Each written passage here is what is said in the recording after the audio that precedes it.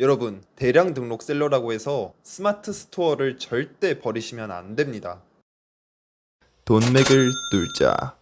안녕하세요, 멀티파이프입니다. 오늘 대량 등록 셀러에게 아주 청천벽력 같은 소식이 날라왔는데요. 이는 바로 쿠팡이 드디어 상품 최대 등록수를 제한한다는 내용이었습니다. 일반 위탁 판매와 달리 대량 등록 같은 경우에는 쿠팡의 무제한 등록에 의존해 무가공으로 사업을 진행해왔던 분들이 많았기 때문에 매출에 큰 타격이 올 것으로 생각이 되네요. 우선 정책 변경을 자세히 보면 월 매출 800만원 이하는 상품 등록 개수가 10,000개로 제한됩니다. 이게 대량 등록을 해보신 분들은 알겠지만 상품 1만 개로 쿠팡에서만 월 매출 800 만들기가 쉽지 않습니다. 정말로. 아이템 위너 어떻게든 들어가서 적자 감수하고 매출만 막 끌어올리지 않는 이상은요. 저도 대량 등록 업계에선 상품수 대비 매출액이 꽤 높은 편인데요. 현재 상품수 8,000개가 조금 안 되고 저번 7월 매출이 1,800만원 가량 나왔습니다. 쿠팡만 따지면 한 4에서 500 정도가 되겠네요. 저도 사실 지금 굉장히 위태위태합니다.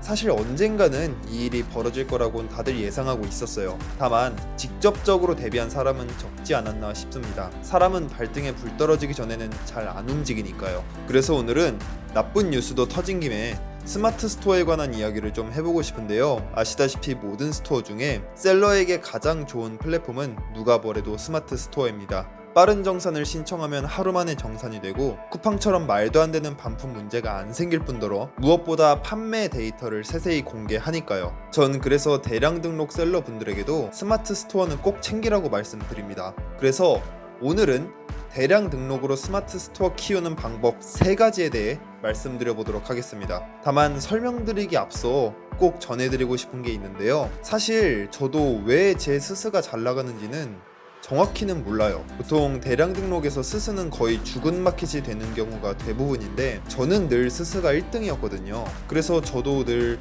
이게 이유가 뭘까 생각을 했었습니다. 근데 추측만 할 수 있을 뿐 정확한 이유를 찾는 건 불가능했어요. 이걸 찾았으면 제가 그냥 마케팅 회사를 차렸겠죠. 어쨌든 오늘 알려드리는 사항은 100% 제 주관적 경험에서 나온 것이니 이 점 꼭 참고해서 들어주시길 바랍니다. 첫째, 상세 페이지. 상품을 오래 판매해 보신 분들은 아시겠지만 각 플랫폼별로 잘 팔리는 게 다릅니다. 카테고리도 다르지만 구매자의 연령대도 다르고 취향도 다릅니다. 제가 지금까지 팔면서 느낀 건 스마트 스토어의 구매자들은 상세 페이지를 굉장히 중시한다는 것입니다.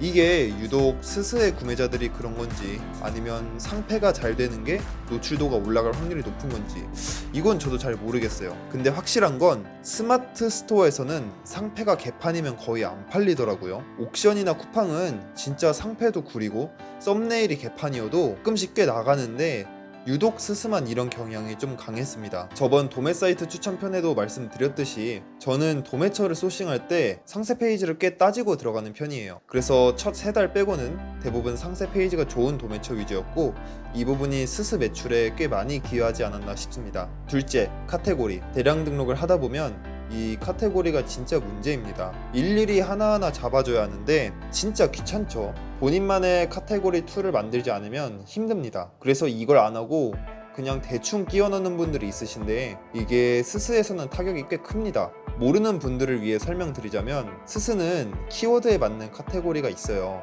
예를 들어 오리고기라고 치면 카테고리가 오리고기인 것만을 보여주는 반면 오리고기 팩이라고 검색하면 훈제고리 카테고리만 보여줍니다. 이걸 안 맞추고 하다 보면 내가 열심히 가공한 상품명도 결국 노출이 안 되게 되는 거예요. 물론 저도 모든 키워드에 이것을 고려하지는 않습니다.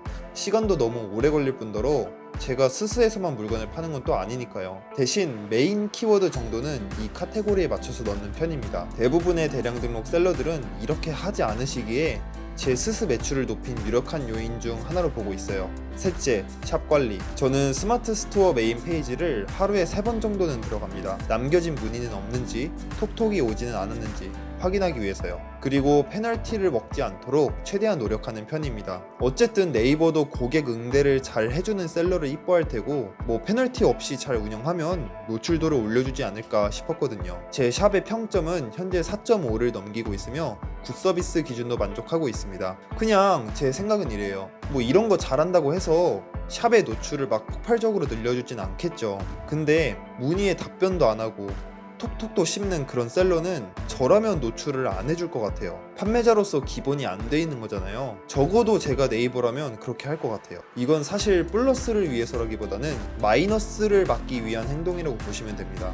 자, 오늘은 이렇게 대량 등록 셀러로서 스마트 스토어를 키우는 방법에 대해 알아봤는데요. 스스는 대량 등록 셀러에게 정말 사기적인 정보인 검색 유입 데이터를 제공하기 때문에 가공의 질을 위해서라도 반드시 끌고 가셔야 합니다. 쿠팡으로 인해 무가공 대량 등록도 힘들어진 지금 여러분도 버렸던 스마트 스토어를 조금 키워보시는 건 어떨까요? 이상 멀티파이프였습니다.